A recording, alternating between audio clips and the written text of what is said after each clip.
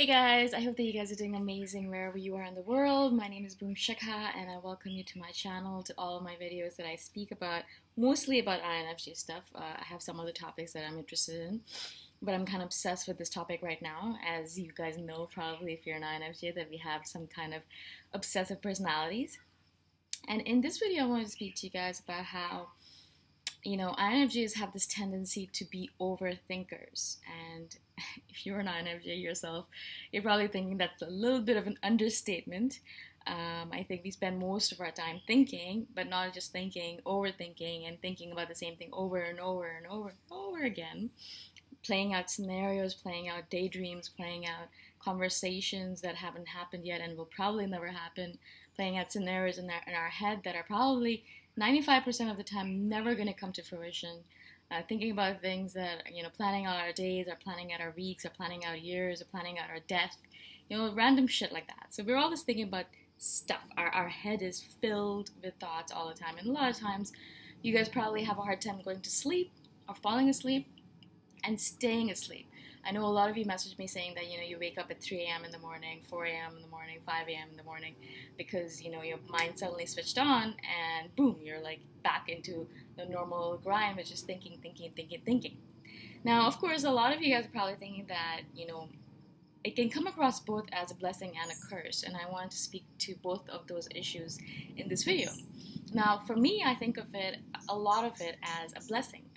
Because of the work that I do, because of the stuff that I do with my business and everything, being an overthinker helps a lot because I can kind of think about all the different scenarios, the worst case scenarios, or all the things that can go wrong, or all the things that can go right, or all the ways that I can build my business, or the things that I do, or the places I can go to, things like that. I mean, I'm always thinking, I'm always building, and I'm always creating, right? And so overthinking in that regard helps a lot. It's one of the best things ever. I'll give you a quick example.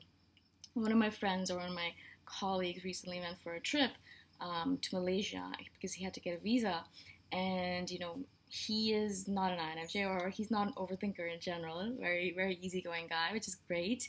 I sometimes wish I was more like that, but I heard the story and I was like, thank God I am who I am, because he went, and I don't know if people don't think about these things when they travel, or is it just me, or is it not normal? But because I have traveled a lot, the first few things that I always think of is I have to get a SIM card as soon as I land in a new country. It's so easy to get a new SIM card. It's so easy to get internet as soon as you land in a new country. So I always get internet, no matter what it is. If it's a SIM card, if it's just one of those mobile Wi-Fi hotspots, whatever it might be, I always get internet right away. That's one of the first things I do once I get my visa and I'm out in the arrivals hall, is I look for a place where I can get a SIM card or a Wi-Fi hotspot, one of those little devices. That's what I did in Korea. That's what I did in Malaysia. I got a SIM card. In Korea, I got this Wi-Fi hotspots. In Japan, I got this Wi-Fi hotspots. It's really easy to get it. And as soon as you're connected to the world, all of a sudden everything seems a little bit less scary because you have internet on your phone, which means you have Google Maps, which means that you can walk around and not be lost. You can get to your place without any issues. You can call people if you need help. You can call your hotel. You can call your hostel, whatever it might be. So in all, that's one of the first things I do. Like one of the first things, right? The second thing that I do is I get cash, the currency, the local currency. Actually, I should switch that around, because I need to get local currency in order to get the SIM card. So yeah, first I get the local currency and then I get the SIM card. But it's very similar. Like those two things are absolutely paramount. I mean, I might go pee, I might go eat something, but before I do any of that stuff, I have to get a SIM card and I have to get local currency, because without those things, you're lost, right? Absolutely lost. So those are the two things I always do. And of course, this individual, I mean, I love him to death, but he didn't do either one of those things. But not only that, like if you're not going to do that, that's totally fine. But he didn't actually even write down how to get to his hotel room. Like he didn't figure out directions well in advance. Anytime I go to a new country, and I'll set up my hostel for the first 2 or 3 days, because it's first few days you're still getting oriented to the country. It's a little bit hard, you want to ease yourself into it. So I'll book the hotel for the first few days at least, if not for the rest of the trip. Probably not for the rest of the trip, because I don't know where I'll be going. But I'll book for the first couple of days, and I'll get a SIM card and local currency. But I'll always have directions in my phone, taken as a picture, or like somewhere where I can access it easily. So I know if I don't get internet by chance, by some random chance, that I know how to get to my hotel room. It's just the most easiest thing you have to get to. The first night, the first day is always the hardest because you're tired from the long journey. You're tired from all of those new experiences, and you don't know where you are. You know, you're in a random country. You don't know anyone. You probably don't know the language. It's scary, right? So the first thing you need to do is get to your hotel room. Once you get there, you can relax. You can eat. You can drink some water. You can have people who speak a little bit of English around you. You can kind of orient yourself a little bit slower then. You don't have to be so rushed. But that's my first priority with everything. But for him, he had no idea how to even get to his hotel room. He didn't save it on his phone. He didn't have a SIM card, obviously. He didn't have local currency. He just landed and disoriented. He had no idea how to get to his hotel room. It took him 4 or 5 hours to get there.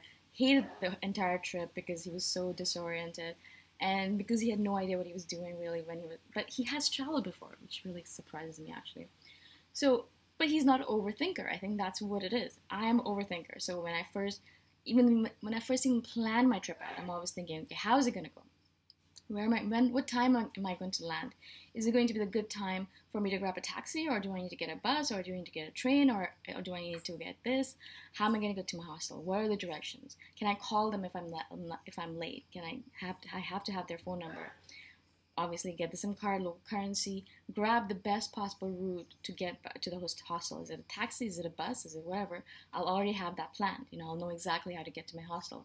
When I get there, I know exactly how much currency I have, so I can pay it, or use a credit card, relax, and then I know exactly what I'm going to be doing for the next few days because I've planned it out. You know, I have a list of things places I want to visit. Not a strict list because, you know, that's not how you want to live your life, but I have a list, you know. But I think that's a result of the overthinking, because as soon as I start planning a trip, I'm like, boom, boom, boom, I have all these lists, and I make all these Excel sheets. I'm not as crazy as my sister, who's an INTJ, and she has these beautiful, intricate, colored, different multicolored Excel sheets with all these lists and things like that. She's great at all that. She's much more of an overthinker than I am. A planner, I should call it. Overthinker seems like a negative word.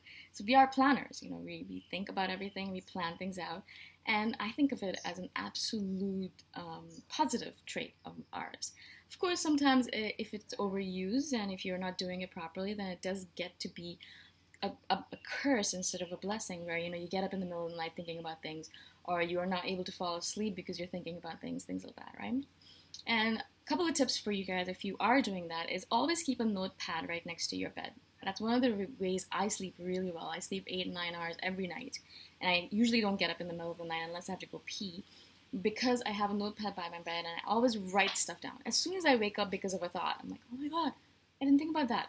I'll get up, I'll write it down on my notepad right next to my bed, and then I'll fall asleep right away. Because then it's on paper, I don't have to think about it, I don't have to worry about it, I don't have to be like, oh, but what if I don't remember it, blah, blah, blah, blah, blah. I don't have to torture myself over it, right? I'll write it down, boom, it's out of my thing, it's on the sheet of paper. I always look at it in the morning to see if there's any notes that I took during the nighttime in my half asleep state, and I'll take care of it in the morning. You can always take care of it in the morning. You don't have to take care of it you can't even take care of it probably at this time anyway, so what's the point of wasting your sleep time over worrying about this stuff?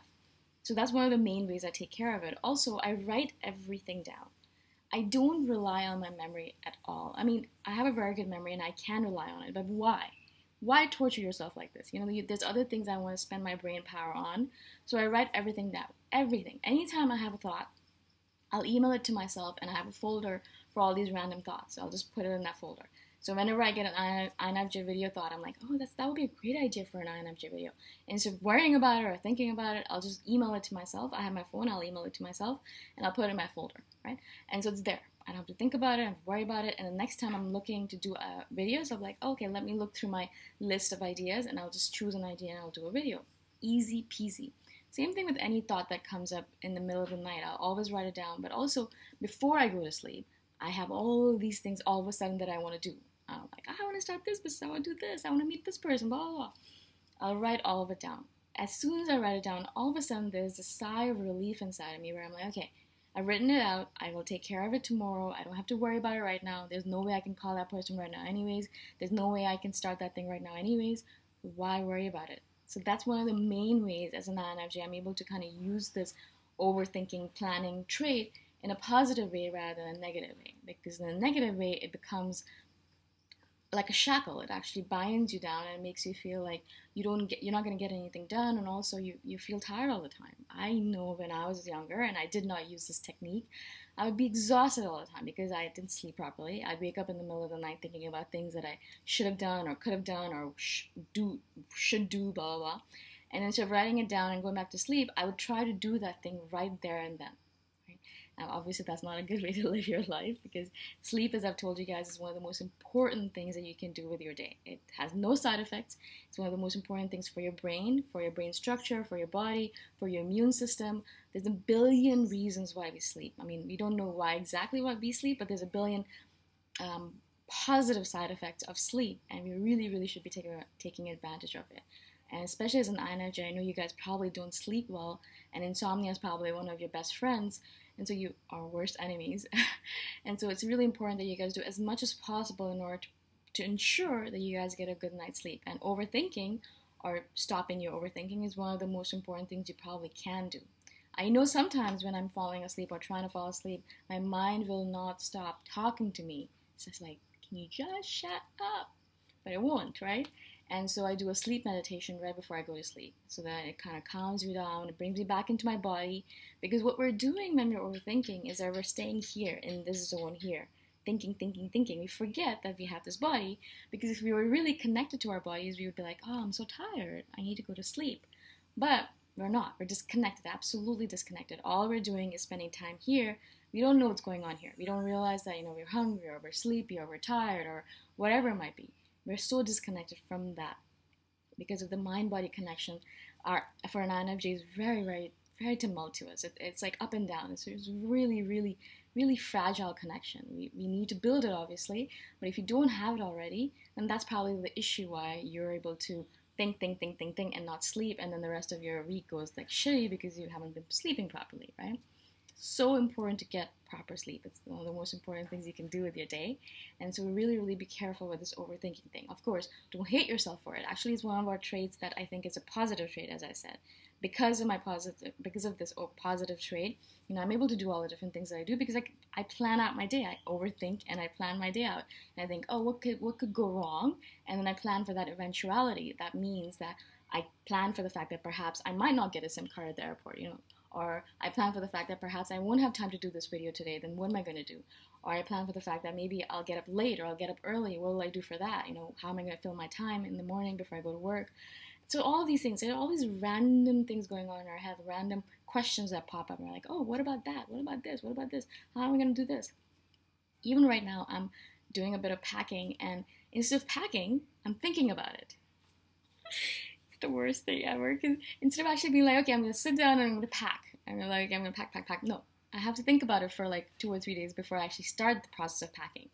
It's like that saying, I don't know if it was one of the presidents that said it, Roosevelt or something, where he's like, or Abraham Lincoln, that you should, if you're going to cut a tree, you should spend 3 hours first sharpening a saw, and then cut the tree, right? Instead of just going right into it and not having a sharp saw or not planning it out. That's basically what an INFJ's way of thinking is. We plan it out for a long time before we actually take even one single step. Now, one of the reasons why this is a bad thing is because we end up not doing the things that we plan. Because we realize in a lot of ways that, perhaps it's not going to be successful, or perhaps we're not going to be good at it, so why bother?